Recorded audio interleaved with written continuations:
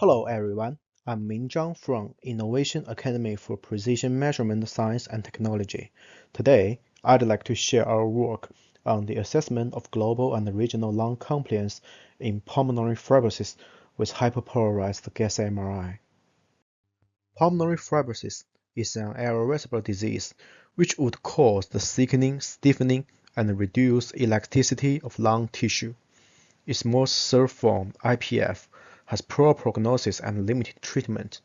The monitor indicators of pulmonary fibrosis including forced vital capacity, diffusing capacity for carbon monoxide, and lung compliance, which is also an early imaging biomarker.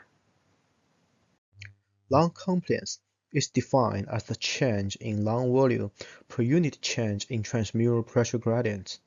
Current clinical methods can only provide the global evaluation of lung compliance.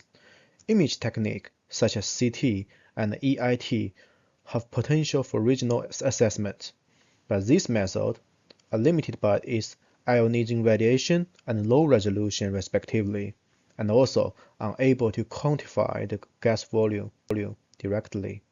Herein, based on the inherent advantages in direct lung volume measurements, we propose the method for imaging the lung compliance using hyperpolarized Zener MRI. This is our experimental design. We established the pulmonary fibrosis animal model through intratracheal instillation of bleomycin. Global lung compliance was evaluated through pulmonary function test, while image method to obtain original lung compliance included external MRI and CT, with CT serving as a cross-validation for MRI. The equipment used in our experiment include a commercial CT, a polarizer, a 7 Tesla animal MRI, as well as a home-built gas transfer system. This is the workflow of lung compliance maps measurements, using Zener MRI as an example. By ventilating the animal with different volumes of Zener gas, we acquired ventilation images under different airway pressures. Then, by deformable image registration, we registered all images to the image with the lowest pressure. Then, we can get the Jacobian determinant maps for each pressure. By extracting the lung mask from the lowest pressure imaging and multiplying the Jacobian determinant maps to these maps and the work size, we can obtain the lung volume maps for each pressure. Finally, by fitting these volume maps point by point to the airway pressures, we derive the lung compliance map. Let's first take a look at the result of the pulmonary function test. FVC, IC, TLC, and quasi-static lung compliance reduced significantly in the fibrosis group.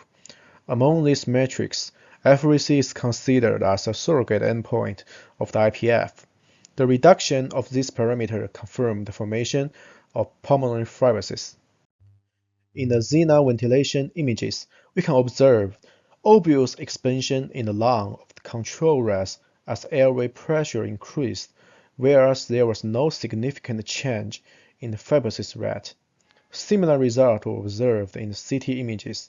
Then, based on this imaging, we can calculate the whole lung volume and fit them to the corresponding airway pressure to obtain the global lung compliance, C-Zener and CCT. Both of them are lower in the fibrosis group compared to the control group. Here are the typical regional lung compliance map from Zener MRI and CT.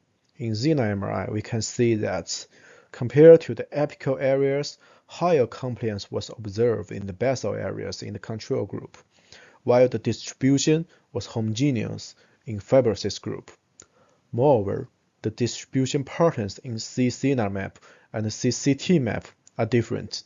In group comparison, both the mean of C-Zener map and the CCT map were significantly lower in the fibrosis group compared to the control group. By analyzing the correlation between the global and the regional lung compliance with Zener MRI and other results, we found that both parameters were significantly correlated with CQS and FVC from pulmonary function test, as well as the septal wall thickness from quantitative histology. This demonstrates the feasibility of using lung compliance obtained from xeno MRI to assess the loss of lung tissue elasticity in pulmonary fibrosis. In the direction dependencies analysis, we divide lung into 6 regions in 3 directions as shown in the figure: anterior, posterior, apical, basal, and right-left. We calculated the mean lung compliance in these regions. The results show that for xeno MRI, there were significant differences between the apical and basal, and anterior, posterior, and the right and left in the control group. However, in the fibrosis group, difference was only observed between the apical and the basal. In CCT map, no difference was observed between the left and right in the control group, and the difference in the fibrosis group were consistent with those observed with xeno MRI.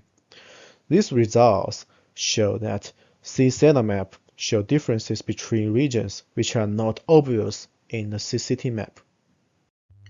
To quantify the direction dependencies, we calculated the regional lung compliance ratio between the regions, for example, RAB, RAP, and RRL. The results show that in xeno MRI, the RAB in control group is significantly higher than that in the fibrosis group, whereas in CT, the RAP showed difference between the groups. Right images are the visual assessment for lung compliance ratio. The gray unit sphere inside was shown as a reference, which means the compliance are equivalent between the 2 regions. We can see that the RAB, AP, and RRL with xeno MRI are significantly longer than 1 in the control group, while they are close to 1 in the fibrosis group. This result suggested that direction dependencies existed in all directions in control rats, and reduced in AB and disappeared in AP and RL directions in fibrosis rats. So, in summary, in this work, we proposed the method for lung compliance imaging with xeno MRI. The global and regional lung compliance were quantified. These metrics decreased in pulmonary fibrosis animal model and correlated well with PFT and quantitative histology. Moreover, direction dependencies of lung compliance were also assessed. It existed in all directions in the lung of the control group, and reduced in AB and disappeared in AP and RL in the fibrosis group. That's all my report. I want to thank for my team, my co-supervisor, Professor Xing Zhou, and I want to thank Professor Haidong Li and Xiuchao Zhao, and Dr. Hongchuang Li, Xiaoling Liu, and Yu Zheng, who helped in the data acquisition and analysis. Thank you.